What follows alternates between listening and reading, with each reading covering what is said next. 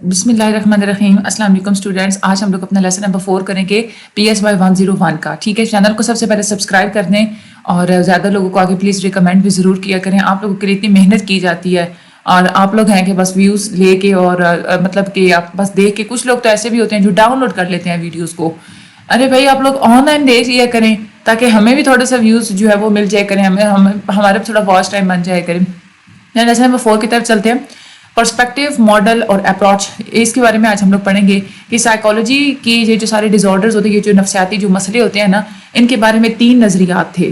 ठीक है, एक तो बायोलॉजी से रिलेटेड था, उसको हम लोग बायोलॉजिकल पर्सपेक्टिव कहते हैं। सबसे पहले हमने यही देखने कि पर्सपेक्टिव का मतलब क्या होता है। पर्सपेक्टिव का मतलब होता है नज़रिया, जिसको हम लोग पैराडाइम भी कहते हैं इंग्लिश में। पैराडाइम जो है ना, वो साइकोलॉजी में एक ऐसा तरीका होता है कि जिसके थ्रू आप लोग किसी भी नफ्सियाती चीज़ को डिस्क्राइब करते हैं। ठीक है, बताते हैं कि ये फलां चीज़ है, फिर उसको ऑब्जर्व भी कर सकते हैं, समझ भी सकते हैं और फिर निशानदेही भी कर सकते हैं, प्रिडिक्ट भी कर सकते हैं। बहुत सारे जो प्रोफेशनल्स हैं और जो स्टूडेंट्स हैं ना, वो अपने कॉन्सेप्ट्स बिल्ड करने के लिए और इन्फॉर्मेशन को ऑर्गेनाइज करने के लिए इन्हीं मॉडल्स को और पैराडाइम्स को यूज़ करते हैं। ठीक है, और किसी भी हाइपोथेसिस को, किसी भी मसले को टेस्ट करने के लिए या कोई रिसर्च वाला जो काम होता है वो करने के लिए, अपनी मफरूज़ों की वैलिडिटी को टेस्ट करने के लिए आप लोग ये जो पर्सपेक्टिव होते हैं वो आप लोग यूज़ करते हैं। ठीक है, तो ये बहुत इंपॉर्टेंट है कि पर्सपेक्टिव के क्या क्या जो है ना वो डेफिनेशन और यूजेस क्या क्या होते हैं। एजम्पशंस जो होती है ना कि क्या चीज़ है जो इंसान के बिहेवियर को चलाती है, कैसे डिसऑर्डर्स बनते हैं और कैसे ट्रीटमेंट कौन कौन सा देना है, ये सारी भी इसी जो है ना मुख्तलिफ पर्सपेक्टिव्स में हमें देखने को मिलती हैं। सबसे पहला पर्सपेक्टिव हम लोग पढ़ते हैं वो है बायोलॉजिकल मेडिकल पर्सपेक्टिव। आज का लेसन इसी चीज़ के गिर्द होगा। बायोलॉजिकल पर्सपेक्टिव जो है ना, मेडिकल पर्सपेक्टिव, वो ये कहता है कि इंसान के अंदर जो जिस्मानी दूसरी बीमारियां होती हैं या जो दूसरे मसाइल होते हैं उसकी वजह से ही नफ्सियाती मसाइल पैदा होते हैं। इनकी मेन जो मफरूज़ा, इनकी जो एजम्पशन थी वो थी मटेरियलिज्म। ठीक है, कि जितने भी बिहेवियर होते हैं उनकी फिजियोलॉजिकल बेस होती है, इनके कुदरती तौर पे अल्लाह ताला ने जो निज़ाम बनाया हुआ होता है उसका एक बुनियाद होती है बिहेवियर के पीछे। बायोकेमिकल प्रोसेसेस होते हैं ना जो हमारी बॉडी के अंदर मुख्तलिफ किस्म के, वो उनको समझने से ही हम लोग नफ्सियात को और समाज में, सोसाइटी में जितने फिनोमेना होते हैं उसको हम लोग अंडरस्टैंड कर सकते हैं। और बायोलॉजिकल पर्सपेक्टिव ये भी कहता है कि एक जो आपके जो फिजिकल स्ट्रक्चर्स होते हैं ना, यानी कि बॉडी की साख्त वगैरह होना या बॉडी में किसी जगह पे किसी एक हिस्से में कोई बीमारी होना या ख़राबी होना, या जो कभी कभी ऐसा होता है कि वरासती तौर पे जो होता है ना, कुछ ऐसे प्रोसेसेस होते हैं कि जो आपके बिहेवियर को डिटरमिन करते हैं, आपके बिहेवियर को बनाते हैं फिजिकल। और वो ये कहते हैं कि अगर आप लोग बिहेवियर को और जो है ना मेंटल प्रोसेसेस जो है ना वो चेंज कैसे होते हैं, वो कहते हैं कि जो है ना फिजिकल कोई ना कोई ऐसी कोई मसाइल होती है जिसकी वजह से आपकी मेंटल प्रोसेसेस चेंज हो जाते हैं। और उसके बाद बायोलॉजी ये कहती है कि जो रूट काज होता है ना नफ्सियाती बीमारियों का, जो एबनॉर्मेलिटीज़ का, वो ये कहते हैं कि वो बायोलॉजी के अंदर होती है और इसके लिए हमें मेडिकल ट्रीटमेंट करना चाहिए, मेडिसिन को जो है ना वो यूज़ करना चाहिए। इसका हम लोग अगर हिस्टोरिकल बैकग्राउंड देखें, हिस्टोरिकल रूट्स बायोलॉजिकल मॉडल के बहुत ही पुराने हैं। ये जब हिपोक्रेट्स का टाइम था उस वक्त से हैं। फिर और भी बहुत सारे नेम्स जिन्होंने कंट्रीब्यूट किया है, फिर हम उनको बारी बारी देखेंगे। हिपोक्रेट्स यूनानी फिजिशियन थे, फिलोसफर थे, उनको मेडिसिन का फादर भी कहा जाता है। उन्होंने मेडिकल प्रॉब्लम्स के बारे में सबसे पहले बात की थी। उनका यही बिलीव था कि आपका एक बायो के बारे में एक नॉलेज होना चाहिए जिससे आप नफ्सियाती प्रॉब्लम्स को अंडरस्टैंड कर सकते हैं, समझ सकते हैं। ठीक है, ये हिपोक्रेट्स की कंट्रीब्यूशन आप लोगों के MCQs में आती है, इसको आप लोग याद कर लें। ठीक है, उसके बाद गैलन थे, ये भी इनके जो माँ बाप थे ना गैलन के, वो उसमें वो यूनान के थे। ये बहुत बड़े फिजिशियन हैं और इनकी जो है ना एम्पिरिकल अप्रोच थी, यानी कि उन्होंने ये जो पुराने जो एक नज़रियात थे ना कि हमें अपनी सिर्फ चीज़ों को सॉल्व करने के लिए अपने माइंड में झांकना चाहिए, वो ये नहीं कहते थे। वो कहते थे कि आप रिसर्च किया करें और ऑब्जर्वेशन किया करें। ठीक है, और एम्पिरिकल अप्रोच इन्होंने यूज़ की थी, ये बात आप लोगों ने याद रखनी है। और इन्होंने कहा था कि हमारा जो पूरा नर्वस सिस्टम होता है इसके मुख्तलिफ पार्ट्स होते हैं, और ये भी उन्होंने बताया था कि कैसे मुख्तलिफ ये जो नर्वस सिस्टम होता है ये कैसे काम करता है। इन्होंने एनाटॉमिकल स्टडी की थी जानवरों की और इंसान की जो बॉडी में जितने भी फंक्शंस हो रहे होते हैं उसको उन्होंने ऑब्जर्व किया था। एनाटॉमिकल स्टडीज होते हैं एनिमल्स की, यानी कि उनको चीर फाड़ करके ना, तो अंदर से उनको जो है ना वो देखा जाता है, उसके क्या क्या एनाटॉमी में यही होता है कि अंदर पार्ट्स को जो है ना वो देखे जाते हैं।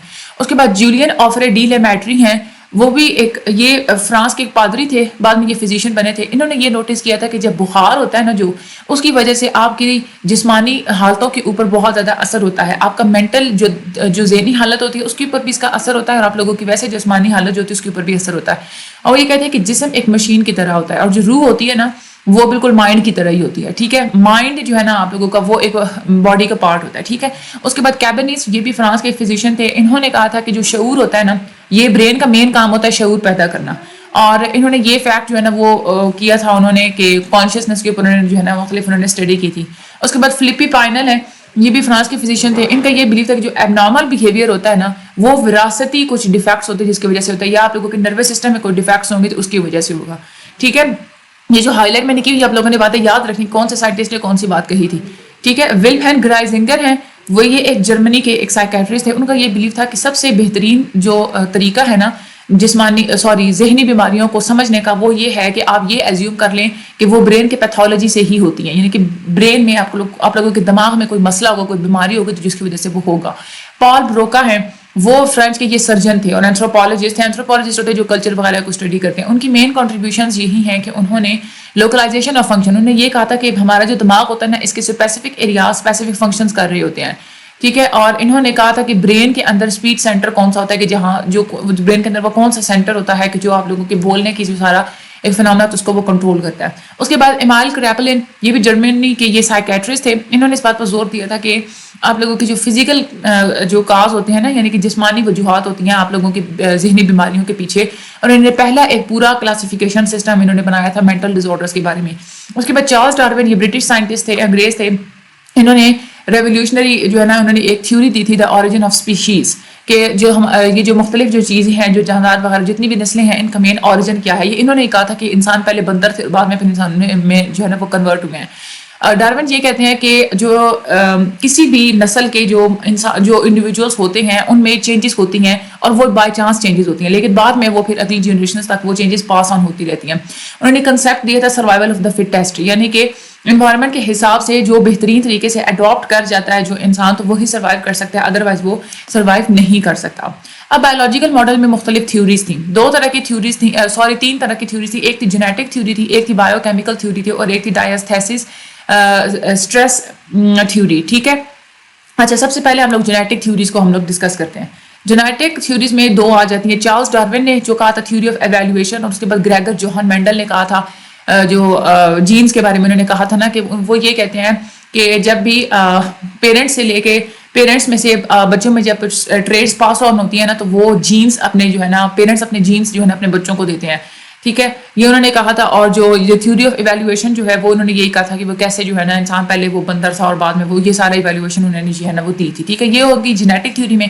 اس کے بعد جو بایو کیمیکل تھیوری تھی وہ یہ کہتی ہے کہ ہماری جو انسان ہوتا ہے نا، ان کی باڈی کے اندر جو ہے نا کیمیکلز ہوتے ہیں ہمیشہ جو ہماری باڈی کے سارے کام کر رہے ہوتے ہیں. آپ لوگ دیکھیں میدے میں بھی جو ہے نا ایک کیمیکل ریلیز ہوتا ہے ہائیڈروکلورک ایسڈ، جو کہ چیزوں کو ہضم کرتا ہے. اس طریقے سے مختلف چیزوں میں اب انسولین وغیرہ ہو گیا، یہ چھوٹے چھوٹے کیمیکلز ہوتے ہیں جو ہماری باڈی میں، اور یہی کیمیکلز آپ کے بیہیویئر کو چینج کرتے ہیں. یہ ریسرچر نے اس بات کو پروو کی تھی. بایو کیمیکل تھیوری یہ کہتی ہے، ٹھیک ہے، یعنی کہ کیمیکلز جو ہوتے ہیں نا انہی کی وجہ سے آپ کے بیہیویئر میں چینجز ہوتے ہیں. اس کے بعد ڈائستھیسس اسٹریس تھیوری تھی.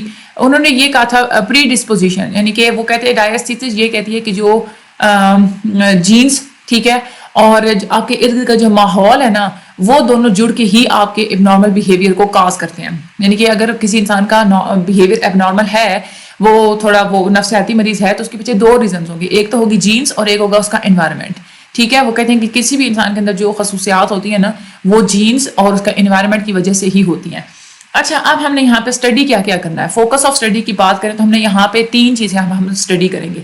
ایک ہم نے ہیریڈیٹی یعنی کہ جینز کے بارے میں، اس کے بعد ایک انڈوکرائن گلینڈز ہوتے ہیں یعنی کہ ہارمونز، اور ایک ہوتا ہے نروس سسٹم جس کو ہم لوگ نیورو ٹرانسمیٹر کہتے ہیں. ہیریڈیٹی اور جینز کے بارے میں تو ہم لوگ بات اوپر کر چکے ہیں. ڈائستھیسس اسٹریس تھیوری تو یہی کہتی ہے. ٹھیک ہے، آگے ہم لوگ دیکھتے ہیں کہ نیورو ٹرانسمیٹرز کیا ہوتے ہیں. آپ کا جو نروس سسٹم ہوتا ہے نا، یہ ایک جب اس میں مختلف قسم کے نیورونز ہوتے ہیں، تو وہ نیورونز کیا کرتے ہیں کہ انفارمیشن ایک نیورون سے دوسرے نیورون تک نا انفارمیشن ٹرانسمٹ ہوتی رہتی ہے. ٹھیک ہے، تو وہ جو ہے نا انفارمیشن جو ٹرانسفر ہوتی ہے نا وہ کیمیکلز کی فارم میں ہوتی ہے جس کو نیورو ٹرانسمیٹر کہا جاتا ہے. ٹھیک ہے، اچھا سائنیپس کیا ہوتا ہے؟ جو نیورونز ہوتے ہیں نا، دو نیورونز کے درمیان جو فاصلہ ہوتا ہے اس کو ہم لوگ سائنیپس کہتے ہیں. تو نیورون کیا کرتے ہیں کہ سائنیپس کے اندر ایک کیمیکل ریلیز کرتے ہیں جس کو کہتے ہیں نیورو ٹرانسمیٹر. نیورو ٹرانسمیٹر کی جو ایک وجود ہے نا وہ 1920 میں ہی پتہ چل گیا تھا، لیکن اس کے بارے میں پورا ایک جو ثبوت تھا نا کہ ان کا کوئی نفسیاتی بیماریوں کے ساتھ ریلیشن شپ ہے وہ 1950 میں سامنے آیا تھا. ہماری انسان کی باڈی کے اندر 50 سے زیادہ نیورو ٹرانسمیٹرز ہوتے ہیں. یہ آپ لوگوں کے ایم سی کیوز میں آتا ہے. More than 50 neurotransmitters are exist in the human body. Neurotransmitter کیا، ان کا رول کیا ہوتا ہے؟ ایک نیورو ٹرانسمیٹر اس کا نام ہوتا ہے ایسیٹائل کولائن. ٹھیک ہے، یہ نیورو ٹرانسمیٹر ہیلپ آؤٹ کرتا ہے آپ لوگوں کے جو مسلز کو کنٹرول کرنے میں، آپ کی یادداشت میں اور چیز کو یاد کرنے میں، لرننگ میں. ٹھیک ہے، اس کے بعد ڈوپامین موٹر ایکٹیویٹی کا مطلب ہوتا ہے کہ جتنی بھی آنکھ کو جھپکانا یا ہاتھ ادھر ادھر ہلانا یا پوری باڈی کو موو کرنا، اور کوآرڈینیشن یعنی کہ مختلف حصوں کو ایک کام کرنے کے لیے جو ساری چیزیں مل کے مختلف حصے مل کے کام کر رہے ہوتے ہیں نا. آپ کی آنکھیں ہیں، آپ نے کوئی چیز ڈرائنگ کرنی ہے، آپ کے ہاتھ بھی کام کریں گے، آپ کی آنکھیں بھی کام کریں گی. ٹھیک ہے، تو کوآرڈینیشن. اس کے بعد ڈوپامین ایموشنز اور میموری یعنی کہ جذبات وغیرہ جو آپ کے اندر جو کریٹ ہوتے ہیں وہ بھی ڈوپامین کی وجہ سے ہوتے ہیں، اور جو میموری ہوتی ہے نا یعنی کہ یادداشت وہ بھی اسی وجہ سے ہوتے ہیں. ایپینیفرائن جو ہے، ایپینیفرائن وہ نیورو ٹرانسمیٹر ہے جو کہ جذبات پیدا کرتا ہے، اور اسٹریس جو ہے نا وہ اسی کی وجہ سے ہوتا ہے. اس کے بعد GABA گیما امائنو بیوٹائرک ایسڈ، یہ اینگزائٹی کو یعنی کہ پریشانی کو، اس کے بعد جاگنا، اس کے بعد سیکھنا، یہ ساری چیزیں. سیروٹونن سینسری پروسیسنگ یعنی کہ جو آپ لوگ ارد گرد اپنے 5 سینسز کے تھرو آپ کچھ محسوس کرتے ہیں نا تو اس کو پھر آپ کے اندر وہ ایک پروسیس ہوتا ہے. فار ایگزامپل اگر آپ لوگ گرم چیز کو ہاتھ لگاتے ہیں تو آپ ایک دم سے ہاتھ پیچھے کھینچتے تو وہ کیا ہوا ہے کہ وہ آپ کے ٹچ کا جو ایک سینس ہے نا اس سے آپ نے وہ پرسیپٹ کیا ہے، پروسیسنگ ہوئی ہے، آپ کو پتہ چلا کہ یہ چیز جو ہے نا وہ گرم ہوتی ہے. ٹھیک ہے، اس کے بعد سونا جاگنا، اس میں بھی جو ہے نا سیروٹونن ہیلپ آؤٹ کرتا ہے. اس کے بعد ہے گلوٹامیٹ جو نیورو ٹرانسمیٹر ہوتا ہے وہ اینگزائٹی اور موڈ ان دونوں کے اوپر وہ افیکٹ کرتا ہے. ٹھیک ہے، یہ آپ لوگوں نے اچھے طریقے سے اپنے یاد کرنے ہیں. دس از ویری ویری امپورٹنٹ، صحیح کر کے ان کا رٹا لگائیں. ٹھیک ہے، آگے ہم لوگ چلتے ہیں انڈوکرائن گلینڈز. انڈوکرائن گلینڈز کیا ہوتے ہیں؟ آپ کی جو باڈی ہوتی ہے نا اس کے اندر کچھ گلینڈز ہوتے ہیں جو کہ ایک کیمیکلز کا ایک سسٹم ہوتا ہے. ٹھیک ہے، یہ ایسے گلینڈز ہوتے ہیں کہ جن کی مطلب کوئی ایسا نہیں ہوتا کہ آگے کوئی نالیاں لگی ہوئی ہوں، لیکن یہ ہارمون سیکریٹ کرتے ہیں بلڈ سٹریم کے اندر. ٹھیک ہے، آپ کو جو خون ہوتا ہے نا اس کے اندر یہ مختلف قسم کے ہارمونز کو سیکریٹ کرتے ہیں. ٹھیک ہے، اب انڈوکرائن گلینڈز جو ہوتے ہیں نا وہ ان میں اگر اب نارمیلٹی ہو جائے تو اس کی وجہ سے بھی نفسیاتی پرابلمز ہوتی ہیں. جیسے تھائرائڈ گلینڈ ہوتا ہے نا، اگر اس کی سیکریشن ٹھیک نہیں ہوتی، کم سیکریشن ہوتی ہے، اس کی وجہ سے آپ اینگزائٹی کا شکار ہو جاتے ہیں. ٹھیک ہے، یعنی کہ اریٹیٹ ہونا، دوسروں سے ٹینشن فیل کرنا. اس کے بعد پیچیٹری گلینڈ ہوتا ہے، اگر اس کی سیکریشنز ٹھیک نہیں ہو رہی تو اس سے کیا ہو جاتا ہے کہ ڈپریشن ہوتا ہے، جیسے تھکاوٹ ہوتی ہے، آپ بیزار نظر آتے ہیں. ایبنارمل سیکریشنز آف ہارمونز میں کاز میجر ڈپریشن. ہارمونز کی یہ جو سیکریشنز ہوتی ہیں اگر وہ نارمل انداز میں نہیں ہو رہی، بہت کم یا بہت زیادہ ہو رہی ہیں تو اس کی وجہ سے آپ کو بڑے ڈپریشنز کا سامنا بھی کرنا پڑتا ہے. ٹھیک ہے، تو یہ تھائرائڈ اور پیچیٹری یہ کیا پروڈیوس کرتے ہیں؟ Anxiety, depression. یہ آپ لوگوں نے بات یاد رکھنی ہے. ٹھیک ہے، یہ آپ لوگوں کے MCQs میں آتی ہے. اس کے بعد آپ لوگ یہ دیکھیں کہ بایولوجیکل جو میڈیکل ماڈل ہے اس کے پیچھے ایزمپشنز کیا تھیں، مفروضہ کیا تھا اس کے پیچھے. وہ اس کے پیچھے یہی تھا مین، اس کے پیچھے بات یہی ہے کہ سینٹرل نروس سسٹم جو ہوتا ہے نا اس میں اگر کوئی بیماری ہوتی ہے تبھی اب نارمیلٹی ہوتی ہے. سینٹرل نروس سسٹم میں جو بیماریاں ہوتی ہیں اس کی ہمیشہ اوریجن کوئی بایولوجیکل ہوگا یا فزیکل ہوگا. فزیشینز جو ہے نا وہ پھر کیا کرتے ہیں کہ سینٹرل نروس سسٹم کی بیماریوں کو ٹریٹ کرتے ہیں. سینٹرل نروس سسٹم کی بیماریاں کوئی اسپیسیفک بیماریاں نہیں ہوتی کہ ہم لوگ ان کو اسپیسیفک یہ نام دے لیں کہ یہ بیماری سے یہ افیکٹس اور یہ کازز ہوں گے. اب اس میں ٹیکنیکس یوز ہوتی ہیں بایولوجیکل ماڈل میں. 2 طرح کی ٹیکنیکس یوز ہوتی ہیں، یعنی کہ 2 طرح کے ٹریٹمنٹ یوز ہوتے ہیں. ایک ہوتے ہیں فارماکولوجیکل ٹریٹمنٹ جس کو سائیکوٹراپک میڈیکیشنز بھی کہتے ہیں. اس میں آپ لوگ اگلے بندے کو دوائیاں دیتے ہیں. ٹھیک ہے، دوسرا طریقہ ہوتا ہے نان فارماکولوجیکل، یعنی کہ اس میں دوائیاں نہیں دیتے، سومیٹرک ٹریٹمنٹ ہوتا ہے. وہ ہم اب آگے جا کے ان دونوں کو ہم لوگ اسٹڈی کرتے ہیں. ٹھیک ہے، اچھا سب سے پہلے ہم لوگ دیتے ہیں فارماکولوجیکل ٹریٹمنٹ کہ جس میں دوائیاں دی جاتی ہیں. اس میں 2 جو ہے نا وہ برانچز ہوتی ہیں. ایک تو نارکوسس کرتے ہیں آپ اور ایک ہوتا ہے کیمو تھراپی. نارکوسس بھی 2 طرح کا ہوتا ہے، پرولونگ نارکوسس ہوتا ہے اور ایک ہوتا ہے نارکو انالیسس. اور دوسرا جو کیمو تھراپی ہوتی ہے نا اس میں آپ ٹرینکولائزرز یا انرجائزرز آپ دیتے ہیں. اب ہم لوگ اس کو اسٹڈی کرتے ہیں. ٹھیک ہے، فارماکولوجیکل ٹریٹمنٹ. فارماکولوجی ایک ایسی سائنس ہے جس میں آپ لوگ ڈرگس کو اسٹڈی کرتے ہیں تاکہ آپ ان نفسیاتی بیماریوں کو ٹریٹ کر سکیں جو زیادہ سیویئر نہیں ہوتی، زیادہ شدید نہیں ہوتی. نارکوسس کا جو لفظ ہے یہ یونان سے نکلا جس کا میننگ ہوتا ہے بی نمب، ٹن ہو جانا، یعنی کہ اور کہتے ہیں نا کہ بالکل ایک نیند آنا، ٹن ہو جانا، بے ہوش پڑے رہنا. پرولونگ نارکوسس کیا ہوتا ہے کہ انسان کو جو ہے نا وہ دوائیاں دی جاتی ہیں اور وہ ایک دن میں 15 سے لے کے 24 گھنٹے تک سویا ہی رہتا ہے، ٹھیک ہے، اور ساتھ پھر اس کو انڈر آبزرویشن رکھا جاتا ہے. یہ جو پرولونگ نارکوسس ہوتا ہے نا، یہ بہت مشکل بھی ہوتا ہے، بہت زیادہ ڈینجرس بھی ہوتا ہے، کیونکہ جب انسان اتنا زیادہ لمبے عرصے تک سویا رہتا ہے تو اس کی وجہ سے اور بہت ساری نفسیاتی کمپلیکیشنز ہوتی ہیں، فزیولوجیکل کمپلیکیشنز ہوتی ہیں، کہ اس کی ویسے جو فزیکلی اس کے جو ہاتھ پاؤں ہوتے ہیں نا وہ لاغر ہونا شروع ہو جاتے ہیں. یہ آج کل اتنی زیادہ یوز نہیں ہوتی. دوسرا جو نارکوسس کا طریقہ ہوتا ہے وہ ہوتا ہے نارکو انالیسس. اس میں انسان کو اتنی اماؤنٹ میں ہی جو ہے نا ڈرگز دی جاتی ہیں کہ وہ کچھ دیر کے لیے جو ہے نا وہ اس کو گروگنس یعنی کہ غنودگی وغیرہ وہ طاری ہو جائے نا وہ ہوتا ہے، ٹھیک ہے. اس کے بعد یہ تو ہو گیا نارکوسس. نارکوسس کے علاوہ جو دوسرا طریقہ ہوتا ہے نا فارماکولوجیکل، وہ ہوتا ہے کیمو تھراپی. یہ تھراپی کی وہ ٹائپ ہوتی ہے کہ آپ انسان کے جو جتنے بھی بیہیویئر سے ریلیٹڈ یا اس کے دماغ سے ریلیٹڈ جتنے بھی مسائل ہوتے ہیں نا ان کو آپ لوگ ڈرگس کے تھرو یعنی کہ کیمیکلز اور دوائیوں کے تھرو آپ لوگ ٹھیک کرنے کی کوشش کرتے ہیں. دو طرح کی آپ لوگ میڈیسنز دیتے ہیں، ایک آپ لوگ دیتے ہیں ٹرانکولائزرز اور دوسرے ہوتے ہیں انرجائزرز. ٹرانکولائزرز ہوتے ہیں یہ وہ ڈرگز ہوتی ہیں جو کہ اگلے بندے کو بالکل کام کر دیتی ہیں. جب آپ لوگوں نے کسی کو بے ہوش بھی کرنا تو آپ لوگ ٹرانکولائزرز ہی دیتے ہیں نا، یعنی کہ آپ کو نیند چاہیے، جب آپ لوگوں کو سکون چاہیے. اور ایک ہوتے ہیں انرجائزرز. انرجائزرز وہ ہوتا ہے کہ جو پہلے ہی آلریڈی ڈپریشن میں ہوتے ہیں نا، اب ڈپریشن میں وہ ہوتے ہیں تو ان کو آپ لوگوں نے سلانا تو نہیں ہوتا، وہ آلریڈی ہی بہت زیادہ وہ لیزی ہوتے ہیں، تو ان کو ایسی جو ہے نا وہ دوائیاں دی جاتی ہیں کہ ان میں ایک انرجی آ جاتی ہے، ٹھیک ہے. اب ڈرگس کی مختلف ٹائپس ہوتی ہیں. ایک ہوتی ہیں اسٹیمولنٹس. اسٹیمولنٹس میں ہو جاتی ہے کیفین ہو گیا، نکوٹین ہو گیا، کوکین. یہ اسٹیمولنٹس ہوتے ہیں یعنی کہ اس سے جو ہے نا آپ ایک دم سے فریش ہو جاتے ہیں. اس کے بعد کچھ ڈپریسنٹس ہوتی ہیں، الکوہل اور باربیچوریٹ. یہ کیا کرتی ہیں؟ آپ کو ڈپریس کر دیتی ہیں، آپ بالکل غنودگی میں چلے جانا اور وہ ہو جاتا ہے، ٹھیک ہے. اس کے بعد اینٹی اینگزائٹی ڈرگ. جو لوگ پریشان ہوتے ہیں وہ یہ ڈرگس لیتے ہیں تو ان کی جو ڈپریشن جو پریشانی ہوتی ہے نا وہ ذرا کم ہو جاتی ہے. جیسے بینزوڈائازیپائنز ہے. بینزوڈائازیپائنز میں دو طرح کی جو ہے نا وہ میڈیسنز ہوتی ہیں، ڈائازیپام ہوتی ہے اور لورازیپام ہوتی ہے، ٹھیک ہے. ڈائازیپام کا نام ہوتا ہے، یہ ڈائازیپام فارمولا ہے، اس میڈیسن کا نام ہوتا ہے ویلیم، اور لورازیپام جو ہے نا یہ بھی فارمولا، اس کا نام ہوتا ہے ایٹیوین. ٹھیک ہے. اس کے بعد اینٹی ڈپریسنٹس ہوتے ہیں یعنی کہ جو ڈپریشن کے مریض ہوتے ہیں نا ان کو دیا جاتا ہے، جیسے فینیزائن ہے جس کو نارڈل بھی کہتے ہیں، اور پروکزیٹائن ہے، ٹھیک ہے، یعنی کہ پیکزیٹ. اس کے بعد ہیلوسینوجنس ہیں، اس میں لائسرجک ایسڈ، LSD، MDMA، اسٹیسی یعنی کہ اگلا وہ جو ہے نا سرشاری اور لمبی جو ہے نا زیادہ ڈوسز میں دیا جاتا ہے، ٹھیک ہے. اس کے بعد میریجوانا، یہ جو حشیش اور یہ جو چرس وغیرہ یہ ساری انہی ہیلوسینوجنس میں آتی ہیں، ٹھیک ہے. یہ والا جو ہے نا یہ سارا یہ types of drugs, this is also very important. یہ آپ لوگ اچھے طریقے سے آپ لوگوں نے ان کے نیمز یاد کرنے ہیں، ٹھیک ہے. اچھا ویسے امپورٹنٹ سارا یہ امپورٹنٹ بتانے کا یہ مطلب نہیں ہوتا کہ آپ لوگ باقی سارا کچھ چھوڑ دیں. یہ تو ہو گیا فارماکولوجیکل ٹریٹمنٹ جو ہوتا ہے. دوسرا جو ہوتا ہے نان فارماکولوجیکل ٹریٹمنٹ، جس کو ہم لوگ سومیٹک ٹریٹمنٹ کہتے ہیں، وہ بھی دو طرح کا ہوتا ہے. اس میں ایک تو ہوتا ہے کہ انسولین شاک تھراپی، اور دوسری ہوتی ہے الیکٹرو کنولسیو تھراپی، اور تیسری ہوتی ہے سائیکو سرجری. اب یہ کیسے ہوتے ہیں؟ نان فارماکولوجیکل جو ٹریٹمنٹ ہے وہ اس کے تھرو مختلف تھراپیز کی جاتی ہیں.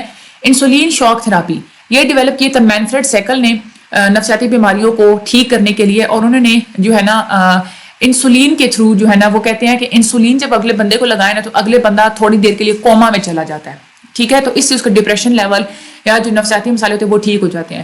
کوما کیوں ہوتا ہے؟ جو انسولین جب لگائی جاتی ہے تو اگلے بندے کا جو بلڈ کا جو شوگر لیول ہوتا ہے نا وہ کم ہو جاتا ہے، ٹھیک ہے. کم ہونے کی وجہ سے وہ کوما میں چلا جاتا ہے.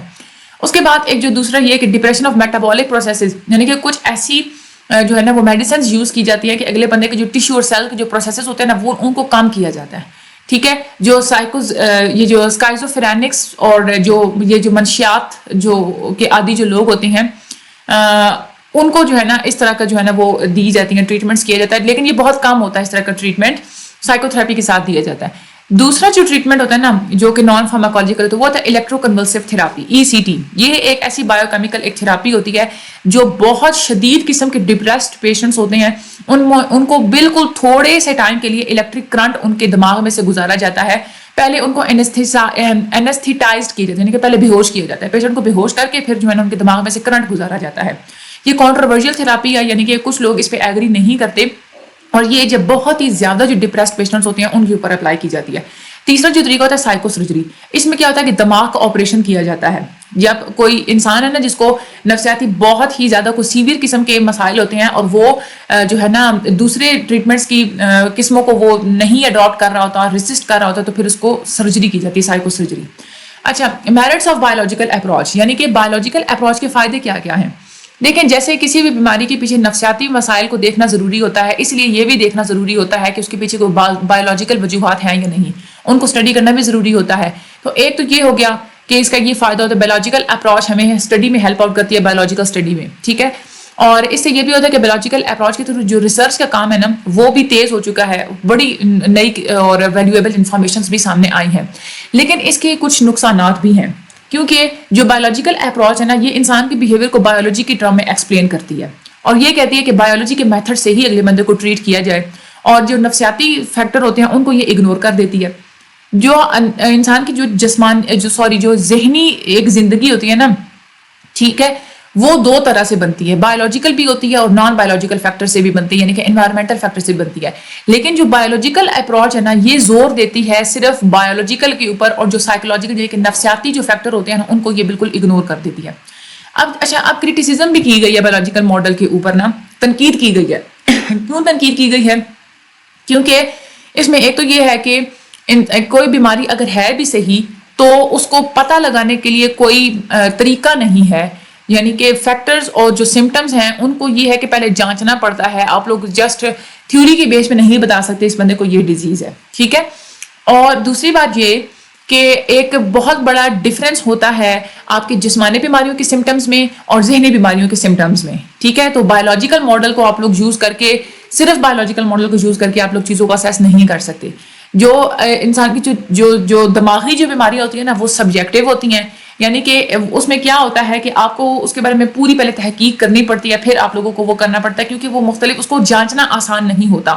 لیکن جو جسمانی بیماریاں ہوتی ہیں نا ان کو جاننا وہ آبجیکٹیو ہوتی ہے، جاننا آسان ہوتا ہے۔ آپ جائیں گے ڈاکٹر کو بتائیں گے مجھے نزلہ زکام ہے، فوراً سے میڈیسن لکھ دیں گے، لیکن کسی مینٹل کوئی مسئلہ ہو نا کسی کے ساتھ، وہ کہیں جائے گا تو اس کو ایک پورا اس کو جو ہے نا وہ سیناریو بتانا پڑے گا، وہ نہیں سمجھا سکتا وہ اگلی بات کو، وہ سبجیکٹیو ہوتا ہے جسٹ، وہ یعنی کہ آپ کو بڑے بڑے سینٹینسز کی فارم میں اور بڑا آپ کو الیبوریٹ کر کے اگلے بندے کو سمجھانا پڑتا ہے۔ تو یہ تین جو ہے اس کے اوپر کرٹیسزم تھے۔ اچھا، یہ ماڈلز آپ لوگوں کے بہت امپورٹنٹ ہیں، آپ لوگوں نے اس چیپٹر میں سے چھوڑنا کچھ بھی نہیں ہے، جو میں آپ لوگوں کو ہائی لائٹ کرواتی رہی ہوں اس کا آپ نے رٹا لگانا ہے، اس کے علاوہ پورے چیپٹر کو آپ نے 2 دفعہ ریڈ آؤٹ کر لینا ہے، ٹھیک ہے۔ انشاءاللہ اگلے لیکچر میں ہوگی ملاقات، تب تک دیجیے مجھے اجازت۔ آگے ہم لوگ سائیکو ڈائنامک اپروچ ہم لوگ پڑھیں گے، مجھے اپنی دعا میں یاد رکھیے کہ چینل کو سبسکرائب کر دیں، لائک کر دیں، آگے شیئر بھی کر دیں۔ ایگزام پالیسی جو ہے، ایگزام سلیبس سے ریلیٹڈ ویڈیو اپلوڈ ہو چکی ہے، اس کا جو ہے نا کارڈ بھی میں اینڈ پہ ڈسپلے کر دیتی ہوں، وہ بھی آپ سب لوگ دیکھیے گا، باقی سبجیکٹس کے بھی لیکچرز لیں۔ Thank you so much and اللہ حافظ۔